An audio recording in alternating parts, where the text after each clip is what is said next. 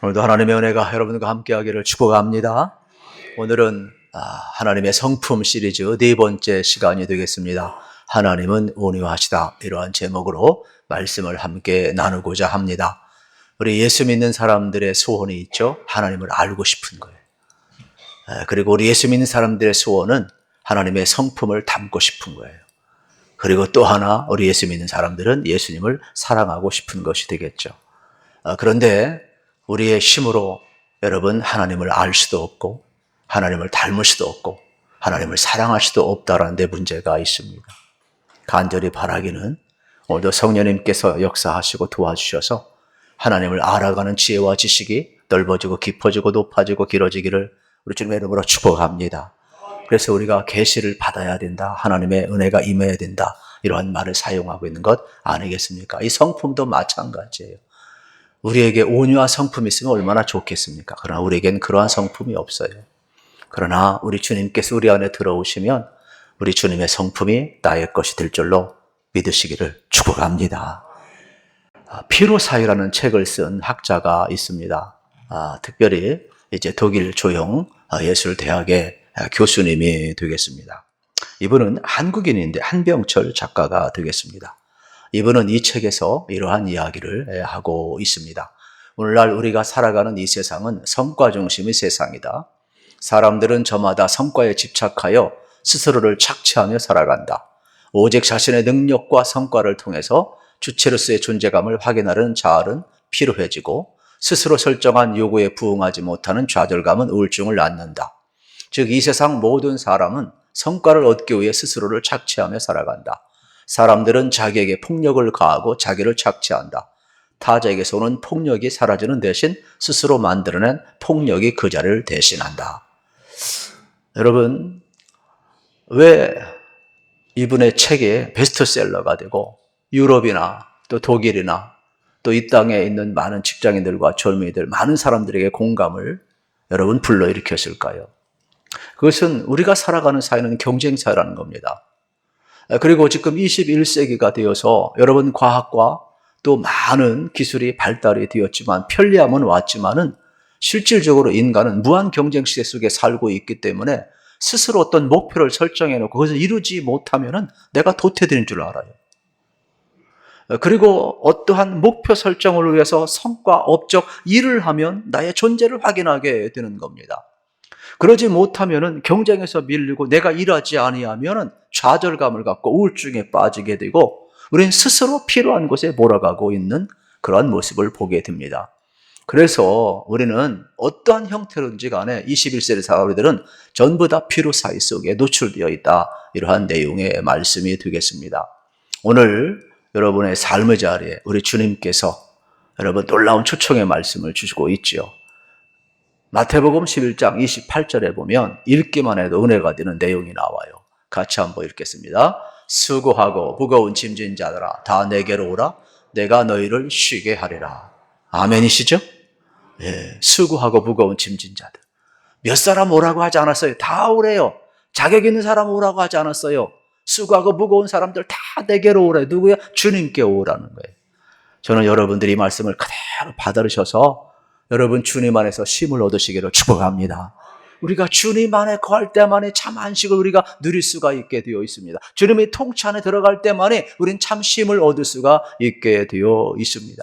그런데 오늘 성경 구절 마태복음 11장 29절 30절에 보면 우리는 이해를 하지만 처음 교회 나오는 사람들이나 이 말씀을 잘 이해 못하는 사람들은 부담이 됩니다. 왜요? 수고하고 무거운 짐진 자들 다 내게로 오라 이야기해놓고 뭐라고 이야기를 하느냐 하면은 나의 멍에를 베고 내게 배우래요. 갑자기 문장이 바뀌니까 당황스러워요. 교회 와서 쉼을 얻으려고 하고 은혜 받으려고 왔는데 멍에를 쉬래요. 그리고 뭐라고 그래요? 배우래요. 여러분 화면에 나오는 멍에가 뭡니까? 소나 낙이나 짐승 위에 걸쳐놓는 여러분 나무 도구로 이야기를 하는 거예요. 그래서 이건 일하는 소가 되겠죠. 자유로운 동물에는요, 절대로 멍에를 씌우지 않습니다, 여러분. 일하는 소에게, 주인이 있는 소에게, 주인을 위해서 일하는 소에게만이 멍에를 씌우게 되어 있음을 우리는 알아야 되는 것이죠. 그래서 이 의미를 알지 못하면은, 교회 와도 더 자꾸 짐만 지우네. 이렇게 오해하고 무거운 마음을 가질 수가 있게 되겠습니다. 그래서 우리는 왜 예수님께서 내게 오라고 말씀하고 쉼을 주겠다고 이야기하면서 내 멍에를 메고 내게 배우라고 이야기했을까? 이 의미를 알아듣는 것이 매우 중요함을 발견하게 됩니다. 첫 번째 우리가 생각해야 될 것은 세상은 모두 다 수고의 짐을 지고 살아간다는 사실이 되겠습니다. 이게 인생의 현 주소가 되겠습니다. 수고 안 하는 사람은 아무도 없어요. 태어날 때부터 인생은 죄의 재미 있고 수고의 재미 다 있어요. 그래서 수고하고 산다. 죽는 것은 정해진 인생의 현 주소임을 발견하게 됩니다. 수고는 끝이 없고 정신토록 해야 하는 것입니다. 그러면 최후에 우리가 여러분 죽음까지 죄의 짐을 우리가 지고 가는데 이 원인은 성경은 죄의 짐이라고 이야기를 하고 있지요. 그래서 창세기에 보면 아담과 하와가 하나님 말씀에 불순종하면서 원죄가 들어오잖아요. 그 죄의 짐은 우리가 당연히 일하는 것은 즐거운 건데 수고의 고통을 가져왔고 여러분 땅과 우리의 모든 삶 속에는 하나님의 징벌이 오게 된 거예요. 그래서 성경은 창세기 3장 17절 19절에서 이렇게 이야기를 하고 있어요. 같이 한번 읽어보겠습니다. 아담에게 이르시되 내가 내 아내의 말을 듣고 내가 내게 먹지 말라 한 나무의 열매를 먹었은즉 땅은 너로 말미암아 저주를 받고 너는 내 평생에 수고하여야 그 수사를 먹으리라. 땅이 내게 가시덤불과 엉겅퀴를 낼 것이라. 내가 먹을 것은 밭의 채소인즉 내가 흙으로 돌아갈 때까지 얼굴에 땀을 흘려야 먹을 것을 먹으리니 내가 그것에서 취함을 입었음이라. 너는 흙이니 흙으로 돌아갈 것이니라 하시니라. 아멘. 그렇습니다. 이 죄의 짐은 여러분이 평생 수고해야 되고 고통이 동반되고 여러분 하나님의 징벌은 여러분 우리 가운데 많은 수고를 가져오게 했습니다. 이 죄의 짐이 얼마나 무거운지 모릅니다. 사람이 많이 소유하면 소유할수록 또 높은 죄에 오르면 오를수록 전부 다 여러분 거기에 따르는 무거운 짐이 있음을 우리는 볼 수가 있습니다. 가인도 그랬고 다윗도 그랬고 죄를 짓고 나서 그 죄가 얼마나 중한지 견딜 수 없다 그랬어요. 그만큼 인생은요, 이 수고의 짐과 죄의 짐이 우리 밤잠을 설치게 만들고 자기 양심을 짓누르고 우리를 힘들게 하고 있음을 발견하게 되는 것입니다. 예수님 당시 이스라엘 백성들은 죄의 짐뿐만 아니라 율법의 짐까지도 지었어요. 여러분, 하나님의 뜻대로 살면 얼마나 좋습니까? 그러나 지키지 못하는 율법의 짐을 지우면서 스스로 그들은 어떻게 했어요? 랍비들도 바리새인도 서기관도 지키지도 못하면서 전부 다 무거운 짐을 계속 올려놓는 거예요. 그러니까 죄의 짐과 율법의 짐이 그들을 얼마나 억눌렸는지 몰라요. 신앙생활하면서 자유가 있어야 되는데 기쁨이 없어요. 자유가 없어요. 맨날 힘든 거예요. 그러면은 유대인만 그렇습니까? 이방인도 마찬가지죠. 이방인도 양심법이 있잖아요. 그러니까 양심이 괴로운 거예요. 그래서 얼마나 그를 짓누르고 있는지 몰라요. 우리 오늘날도 마찬가지. 예수 믿는 사람들이 늘 자유합니까? 다른 사람에게 본이 되지 못하면 스스로 우리는 자책을 해요. 무기력감에 빠져요. 내가 본이 되어야 되는데 내가 참 실수하고 본이 되지 못해서 하나님께 영광을 돌리지 못했다는 죄책감이 누구에게나 오늘날 다 있음을 우리는 이제 발견하게 되는 것입니다. 그래서 사도 바울은 율법에 대한 결론을 로마서 3장 20절에서 이렇게 이야기합니다. 그러므로 율법의 행위는 그 앞에 의롭다함을 얻을 육체가 없나니 율법으로는 죄를 깨닫게 깨달음이니라 이렇게 말씀하고 있습니다.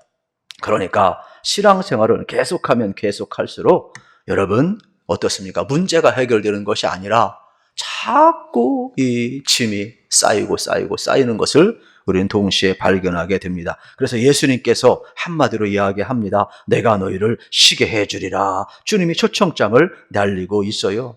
사실 이 말은 아무나 못합니다. 여러분 나 자신도 내 짐을 책임 못 집니다. 부모님도 안 됩니다. 선생님도 안 됩니다. 그 어떠한 사람도 내 짐을 대신 져줄 수는 없습니다. 그런데 하나님의 아들 예수 그리스도만이 수고하고 무거운 짐진 자들아 다 내게로 오라. 내가 너희를 쉬게 하리라. 오직 그분만이 하실 수 있어요. 그래서 여러분들이 예수님 앞에 가게 되면 죄로부터 자유를 얻어요. 그래서 우리는 다 죄인 아닙니까? 그래서 요한일서 1장 9절에 보면 만일 누구든지 자기의 죄를 자백하면 저를 믿으시고 의로우사 우리의 죄를 사하실 것입니다. 할렐루야. 여러분 이걸 알으셔야 돼요. 마귀는 어떻게 돼요? 내가 뭐 죄졌는데 무슨 예수님 앞에 나아가느냐. 자꾸 우리를 어떻게 의기소침하게 만들죠. 그런데 예수님은 뭐라고 그래요? 아니다. 만일 누구든지 자기의 죄를 고백하면 저는 미쁘시고 의로우사 우리에게 죄를 사하실 것 죄에서 자유케 하시는 할렐루야죠. 여러분 성령님 안에서 언제나 예수님께 나가시기를 축복합니다. 그리고 예수님께서는 우리를 율법으로부터 자유케 하신다 그랬어요. 로마서 8장 1절 2절에 보면 그러므로 이제 그리스도 예수 하는 자는 결코 정죄함이 없나니 죄와 사망의 법에서 너를 어떻게 했다고 해방하였음이라 그랬어요. 그뿐만 아니라 근심 걱정으로부터 우리를 자유케 합니다. 빌립보서 4장 6절 7절에 보면 아무것도 염려하지 말고 오직 모든 일에 기도와 간구로 너희 구할 것을 감사함으로 하나님께 아리라. 그리하면 모든 지각에 뛰어난 하나님의 평강이 그리스도 예수 안에서 너희 마음과 생각을 지키시라 그랬어. 그러므로 여러분들 어떻게 해야 되겠습니까? 주님께 맡기시기를 축복합니다. 잠언 16장 3절도 동일한 말씀을 우리에게 합니다. 너의 행사를 여호와께 맡기라. 그리하면 내가 경하는 것이 이루어지리라. 우리가 염려를 붙들고 있다고 해서 해결되지 않습니다. 주님께 맡겨야 됨을 이야기합니다. 그때 더 이상 짐은 짐이 되지 않는다라고 이야기를 합니다. 그러면 어떻게 맡기느냐? 오늘 본문에서 그 해답을 찾을 수가 있습니다. 그래서 마태복음 11장 29절 30절은 맡기는 것을 이렇게 이야기를 합니다. 나는 마음이 온유하고 겸손하니 나의 멍에를 메고 내게 배우라. 그리하면 너희 마음이 쉼을 얻으리니 이는 내 멍에는 쉽고 내 짐은 가벼움이라 하시니라. 예수님의 온유와 겸손함을 배우는 것이 맡기는 것이라는 겁니다. 저는 오늘 여러분들이 예수님의 온유함과 겸손함, 이 동전의 앞면과 뒷면과 같은 건데 여러분 잘 배우셔서 여러분의 인생, 주님이 책임지는 인생으로 전환되시기를 우리 주님의 이름으로 축복합니다. 앞에서 멍에에 대해서 말씀을 드렸습니다마는 멍에는 주인이 있어야 돼요. 그래서 주인이 없는 자유로운 동물들은 멍에를 씌우지 않습니다. 일을 하거나 밭을 갈거나 주인을 위해서 일하는 소나 낙이나 여러분 이러한 것들에 멍에를 씌우는 것을 보게 되는 것이죠. 그래서 반드시 주인과 함께 가고 있음을 우리는 발견을 하게 되는 것입니다. 주인이 없이는 절대로 움직이지 않습니다. 그렇기 때문에 내 멍에를 메라는 말은 예수님을 주인으로 받아들이라는 말씀이 되겠습니다. 예수님이 내 인생의 주인이 되고 내가 예수님과 멍에를 맬 때 내 인생의 짐은 주님의 짐이 되고 주님이 함께 져주시기 때문에 어떻겠습니까? 가볍게 된다라고 이야기를 하는 겁니다. 주님과 멍에를 메는 것은 주님의 통치를 받으며 주님이 가시는 대로 가고 주님이 하시는 대로 한다는 것을 의미합니다.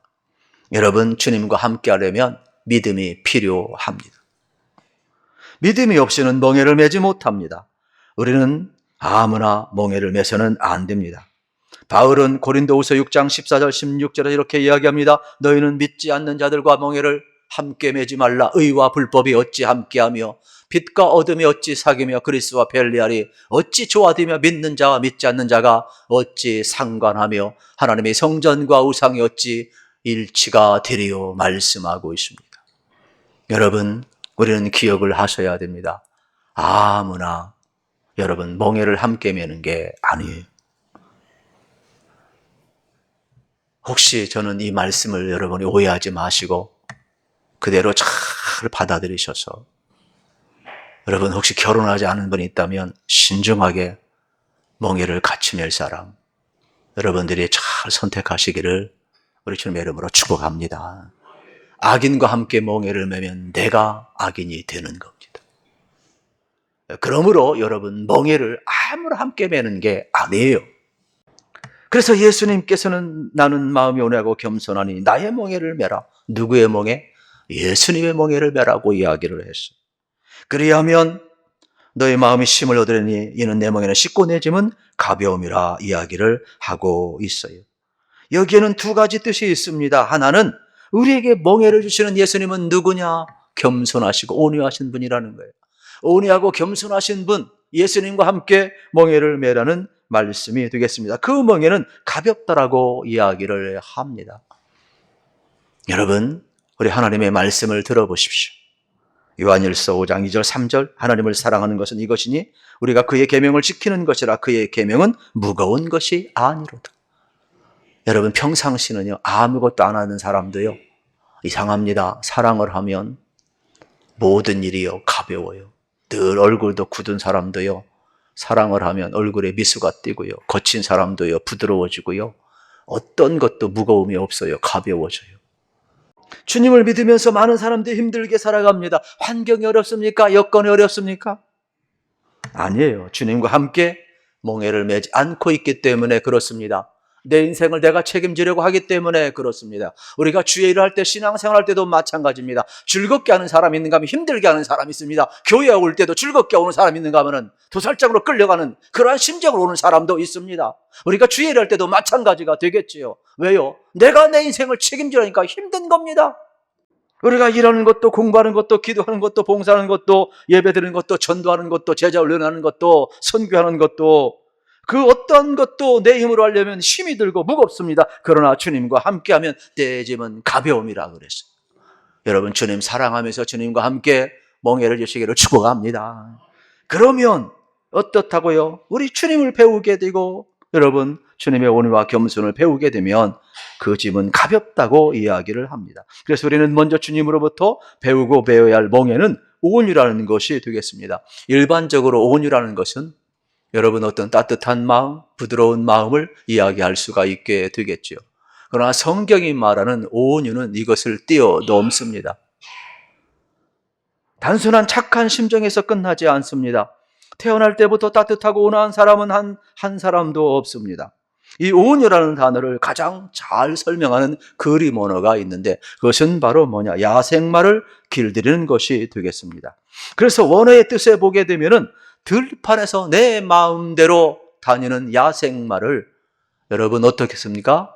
붙들어서 길들이는 것, 이것이 바로 온유라고 이야기를 합니다. 그래서 숙련된 마부가 야생마를 붙들어서 길들이는데 진정한 온유라는 것은 뭐냐? 막 훈련을 시키고 이 야생마를 어떻습니까? 훈련시킨 후에 막 거칠고 막 몰아가다가 가장 목마른 순간에 냇가에 풀어놓습니다. 그리고 나서 숙련된 마부가 물을 마시려는 순간 휘슬을 쫙 풉니다. 그리고 주인의 말에 통제되어서 물을 대지 않아요. 가장 목마른 순간에도 돌아올 수 있는 말에 명마고 준마라고 이야기합니다. 이때를 가리켜서 온유라고 이야기를 하는 겁니다. 통제된 힘, 절대된 힘, 본능대로 하지 아니하고 길들여진 그 순간을 가리켜서 온유라고 이야기를 하는 것입니다. 온유란 하나님께 온전히 붙들려 살아가는 모습이 되겠습니다. 죄인된 사람의 뜻은 비워지고 그 손에 이끌려서 그 길이 비록 고통과 환난과 억압과 낮아짐의 자리라고 할지라도 하나님의 길로 나아가는 것입니다. 나는 하나님이 이끄는 대로 가겠습니다. 이게 온유가 되겠죠. 나의 본능을 여러분 어떻습니까? 절제하고 주님이 통제 안에서 움직이는 능력이 온유가 되겠습니다. 온유는 힘이 없으면은 온유할 수가 없습니다. 충분한 힘을 가졌지만은 절제를 하는 겁니다. 날카로운 칼을 가졌지만은 뽑아서 휘두르는 것이 아니라 칼집에 넣을 수 있는 그 힘, 절제할 수 있는 그 힘, 그것이 온유라고 이야기를 하는 겁니다. 온유란 길들여진 야생마처럼 성령에 의해 조절되는 성품이 되겠습니다. 인간은 본래 온유하지 않습니다. 인간의 성품은 그 자체로 온유함이 생기지 않습니다. 우리가 온유한 성품을 가지려면 우리 안에 예수님이 들어와야 됩니다. 우리 안에 말씀이 들어와야 됩니다. 우리 안에 성령님이 들어오셔야 됩니다. 그때 여러분 주님이 통제 안에 붙들릴 때, 주님께 길들여지고 말씀에 깃들여지고 성령 앞에 깃들여질 때 여러분 이러한 성품이 나오게 되어 있다. 이러한 내용의 말씀이 되겠습니다. 우리 인간은 살아가면서 비난을 받았기 때문에 자존심이 많이 상해 있습니다. 모욕을 받고 찔림을 당했기 때문에 온유해질 수가 없습니다. 누가 뭐라고 하면 대꾸하고 싶습니다. 부딪히게 되어 있어요. 상처받은 자존심, 언제 터질지 모르는 화약고와 같은 세상에 우리가 살고 있어요. 그러니까 우리의 토양은 절대로 온유할 토양이 아닙니다. 진정한 온유는 하나님의 사랑을 깨달을 때, 예수님이 나를 얼마나 사랑하고 용서한 것을 받아들일 때, 내 속에 주님의 긍휼이 부어질 때, 내 속에 주님의 용서가 부어질 때, 여러분 그때 비로소 온유의 토양이 형성이 되게 되어 있습니다. 그렇기 때문에 우리는 기억을 해야 합니다. 내가 아무리 정당하다 할지라도 타인을 향하여서 주님의 긍휼의 마음이 내게 부어지지 아니하면 말하면 안 됩니다. 주님의 용서의 마음이 내게 부어지기 전까지 말하면 안 됩니다. 가장 건강한 자아, 여러분 자부심은 우리 안에 주님의 마음이 부어질 때 생기는 것임을 발견하게 되는 것입니다. 그러므로 여러분들이 하나님의 은혜 아래서 여러분들이 새롭게 인생을 출발하시고 여러분 안에 주님의 마음이 있음을 꼭 기억하시기를 우리 주님의 이름으로 축복합니다. 우리는 고백을 해야 합니다. 나는 하나님의 사랑받은 자녀다. 나는 나로서 하나님 앞에 사랑받은 자녀로 당당해야 합니다.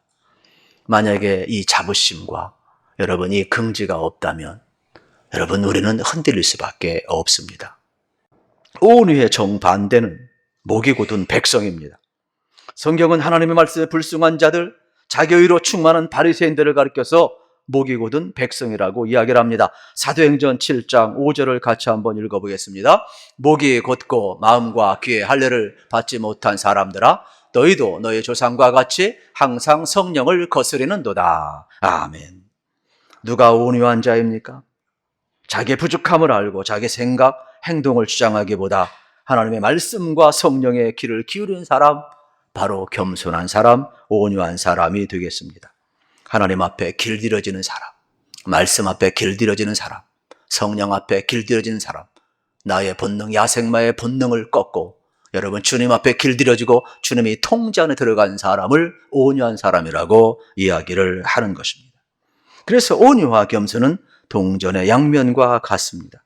예수님께서 자신의 온유함과 겸손함을 빌립보서 2장 5절 8절에서 이렇게 이야기합니다. 너희 안에 이 마음을 품으라. 곧 그리스도 예수의 마음이니 그는 근본 하나님의 본체시나 하나님과 동동됨을 취할 것으로 여기지 아니하시고 오히려 자기를 비워 종의 형체를 가지사 사람들과 같이 드셨고 사람의 모양으로 나타나사 자기를 낮추시고 죽기까지 복종하셨으니 곧 십자가에 죽으십니다. 주님의 진정한 온유와 겸손의 정점은 십자가인 겁니다. 자기를 낮추시고 죽기까지 복종하시고, 이게 온유고 이게 겸손임을 여러분 알으셔야 되겠습니다. 내가 살아있는 것은 온유도 아니고 겸손도 아닙니다. 내가 십자가에 못 박혀 죽어질 때 그때 온유와 겸손이 나의 것임을 우리는 알게 되는 것입니다. 제임스 닉스라는 목사님이 쓴 성령의 열매라는 책이 있습니다. 이 책에서 온유란 거대한 호수와 같다. 그렇기 때문에 이 거대한 호수, 잔잔한 호수와 같다라고 설명을 합니다. 여러분 돌을 들어서 여러분 벽에 던져보세요. 상처납니다. 튕겨나옵니다. 유리병을 들어서 벽에 던져보세요. 박살납니다. 그러나 여러분 돌을 들어서 호수에 던져보세요. 잔잔합니다. 다 받아줍니다. 온유라는 것은 뭐예요? 누가 나에게 돌을 던져도 다 받아주는 거예요. 누가 그랬어요? 예수님이 그랬어요. 여러분들이 나는 온유하고 겸손하다는 이 주님의 몽해를 함께 지시면 주님이 우리 안에 들어올 줄로 믿습니다. 그 사랑이 우리를 지배하게 될 때 온유가 나가게 될 것이고, 그리고 우리는 겸손히 나가게 될 때 우리 안에 여러분 어떤 대립이나 갈등 대신 화평과 평화가 임하게 될 것입니다. 이 은혜가 우리 모두에게 주어지기를 축복합니다.